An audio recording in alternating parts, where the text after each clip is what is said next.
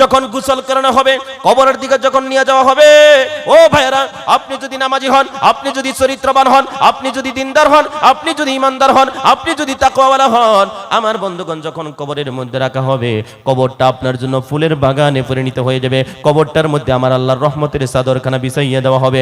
আর যদি আপনি পাপিষ্ট বান্দা যদি হয়ে থাকেন, কবরের মধ্যে রাখার পরে মুনকির নাকির তিনটা প্রশ্ন যখন আপনাকে করবে, আপনার রব কে ছিল, আপনার দিন কি ছিল, আপনার নবী কে ছিল, তিনটা প্রশ্নের জবাব যদি সঠিকভাবে দিতে পারেন, আমার আল্লাহর দয়ার চাদর, রহমতের চাদর আপনার কবরের মধ্যে বিছিয়ে দেওয়া হবে। জোরে বলি সুবহানাল্লাহ।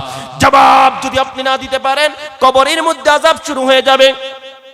ভাইরা আমার, এমন আযাব কবরের মধ্যে শুরু হয়ে যাবে। নবী করিম সাল্লাল্লাহু আলাইহি সাল্লাম বলেছে, কোন একজন আল্লাহর বান্দা যদি কবরের শাস্তি যদি দেখতো, কবরের আযাব যদি কোন একজন আল্লাহর বান্দা যদি নিজে চোখে যদি দেখতো, জীবনে ওই বান্দা কোনোদিন সংসার করতো না। একটু জোরে বলি সুবহানাল্লাহ।